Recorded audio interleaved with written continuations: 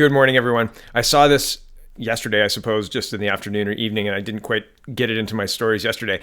But this is absolutely delicious. This reporter's question and Trudeau's squirming response is fun to watch. So we're going to start our day with that. Here we go.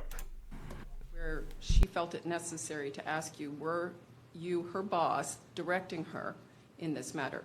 Is it possible that that was the pressure she felt?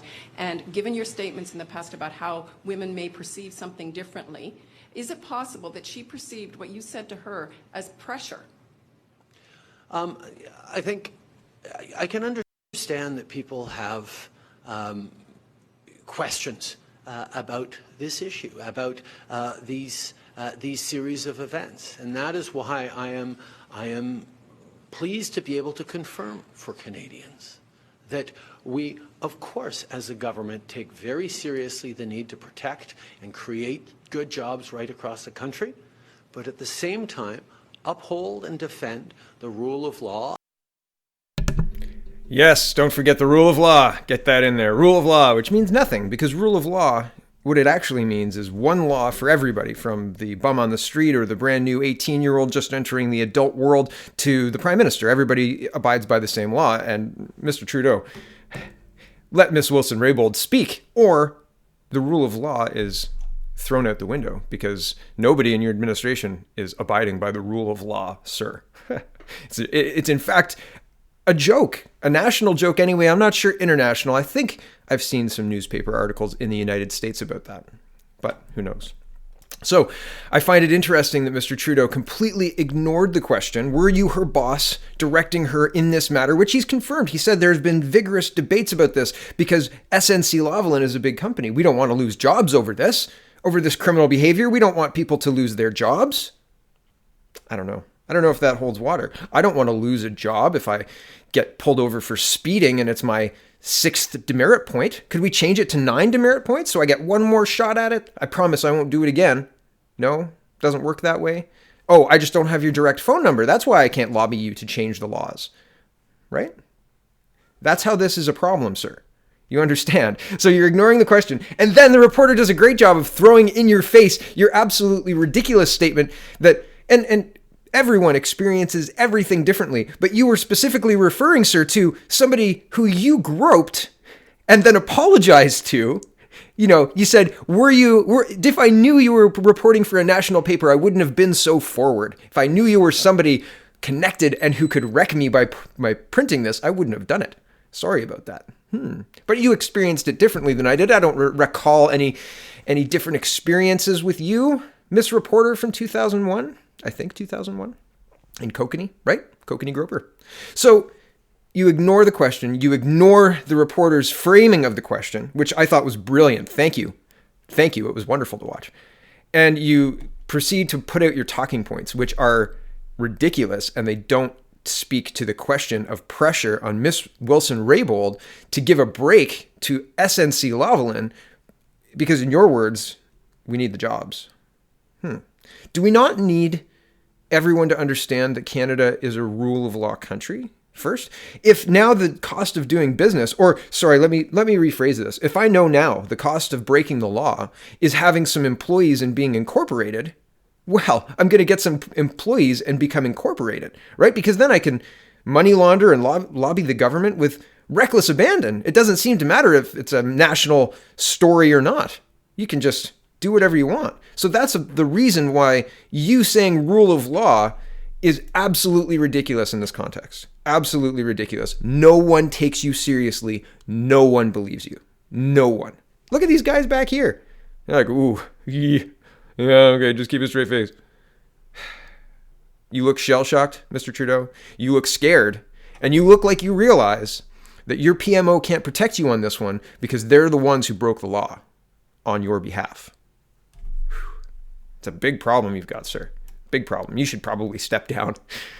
Okay, here's the next story, and it has to do with Blackberry. And I thought, wow, Blackberry got $40 million. Here's Adrian Harewood, sorry if I've got that wrong, CBC Adrian, and he says, quote, I spoke with Blackberry CEO John Chen after he and Prime Minister Trudeau announced a $350 million investment and Blackberry's autonomous vehicle technology. The feds will contribute $40 million of total. I asked Shen if his company needed the government subsidy investment. Candidly, he said no. It begs the question, why is the federal government, quote, investing $40 million in a private corporation that admits it doesn't need it? A corporation that is so flush that it recently was able to acquire another company, paying $1.4 billion in cash for it. Hold on a second. We'll look at that right now. Yeah, Blackberry to buy cybersecurity firm Cylance for $1.4 billion.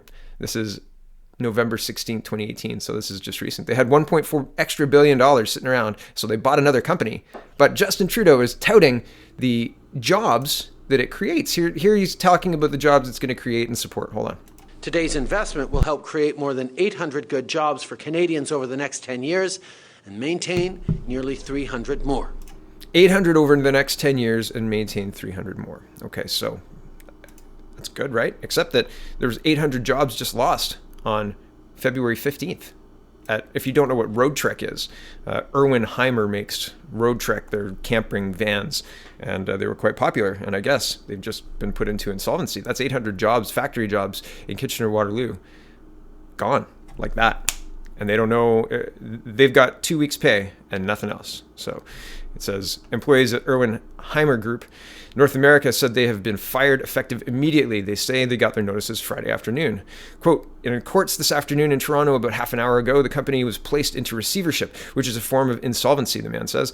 The effect of that is that a court order essentially terminates everyone's employment effective today. In the video, he says that wages would be paid through Friday, and they hoped that vacation pay would be paid out within 2 weeks. He said the company would idle for 6 weeks while it tried to find a buyer. Still, some employees are worried about long-term pay. Quote, a lot of people have been here a really long time are upset because they don't know where their pension plan is going to come from, or stuff like their severance pay, says Ryan Rogers, who worked at the Shirley Avenue location. Workers in Kitchener and Cambridge said the Tyler Street and Reuter Drive locations were all reportedly let go. So, and there's other stories about this as well, but this is the one that's the most cogent.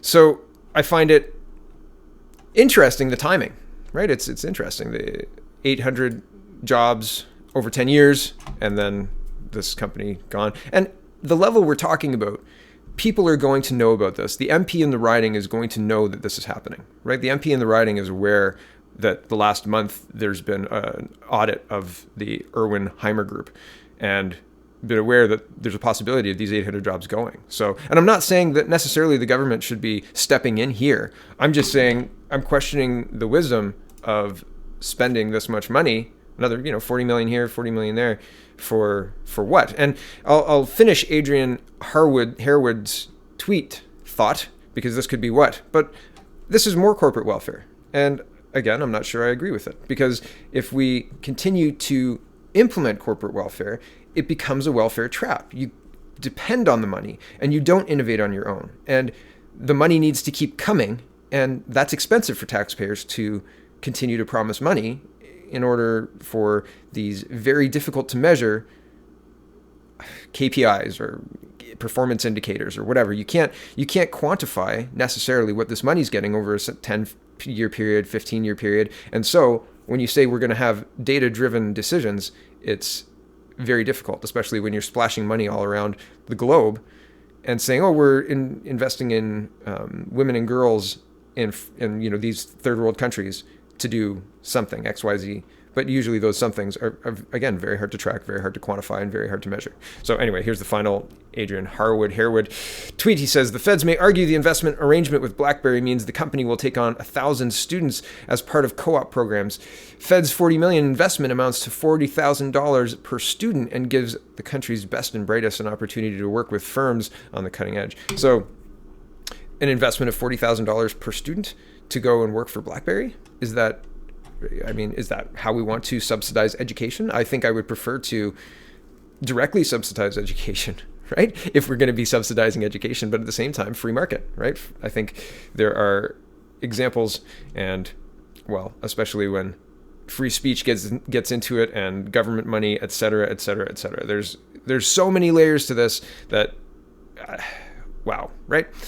I don't know if that's the best way to solve a problem, but it's certainly not the way I would solve the problem. Okay, CTV News reporting, if House committee falls flat, Scheer may seek Senate study of SNC Lavalin affair. And I think that's kind of, Mr. Scheer has said he will explore every legal opportunity or avenue available to him in order to hold the government to account. And as a taxpayer, as somebody who's watching this whole affair play out, I appreciate that sentiment. I don't know if it's going to be effective. I think that this is probably going to ride the entire rest of the government, like of the 7 months until the election. I think this is going to dog this government until the next scheduled election. I really think Trudeau is just going to put his fingers in his ears and not do anything about this. And our powers to recall a rogue government are such that while we're sitting here watching Trudeau hand our sovereignty to the UN, allow open borders and increase taxes to pay for carbon when we're less than 2% of the world's carbon, and we're the only country in the world moving forward with a carbon tax. And people are saying this is going to destroy our economy. It is going to trigger a recession, says Doug Ford and some other economists. And yes, I've heard people disagree, but we can agree to disagree. There is evidence that taking money directly out of people's pockets is a really, really bad idea.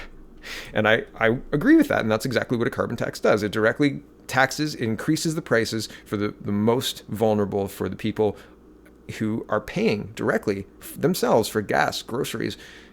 All of those things are going to be more expensive.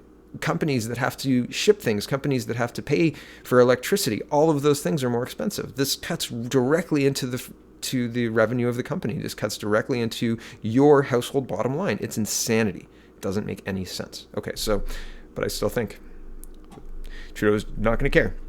Carrying on. I'm not going to read this article. Link is in the description. You can read it for yourself. Here is Huawei, and they are threatening to sue us. Here's BitSpec tweeting, as if Canada's Huawei decision isn't tricky enough, a 5G ban risks a lawsuit. So essentially, well, here it is. It's pretty simple to understand. Banning Huawei from Canada's 5G network could be costly for taxpayers, says CBC News. And the report is, as the Trudeau government decides whether to join its security and trading partners in banning Huawei Canada from supplying technology to build Canada's 5G network, it risks an expensive lawsuit under the terms of a foreign investor protected agreement signed by its predecessor. Stephen Harper's Conservative government concluded negotiations on the Canada-China agreement for the promotion and reciprocal protection of investments in 2012. At the time, it was seen as a necessary precursor to the comprehensive free trade talks the two countries hope to eventually explore. Now those trade talks are on ice due to tense diplomatic relations with Beijing, and the Investor Protection Treaty now threatens to complicate any plans the Liberal government has to keep Huawei out of Canada's high-speed 5G network.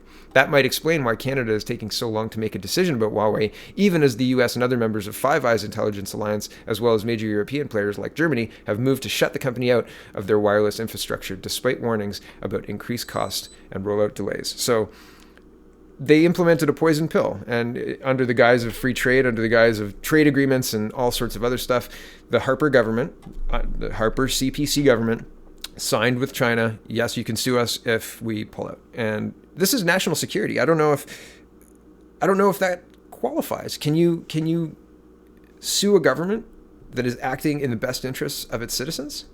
I suppose you can. That's kind of what's happening. So, yeah, we may have to pay a whole lot of money to retain our privacy because of a signed piece of paper between countries. Interesting, right? I maintain there's a reason that the Conservatives lost in 2015. And make no mistake, Justin Trudeau was a weak candidate. He had a media on his side, but he was not well educated. He didn't have foreign policy chops. He didn't have domestic chops, really. There wasn't a whole lot of political experience or acumen on him. He was charismatic. That's what won him the Prime Minister's office, a complacent media and charisma. He said Canada is a post-nation state. We have no core identity. He said that before he was elected Prime Minister. I think people just heard him and didn't understand what he was talking about because the media didn't report it accurately. But people weren't aware that the media was their enemy back then.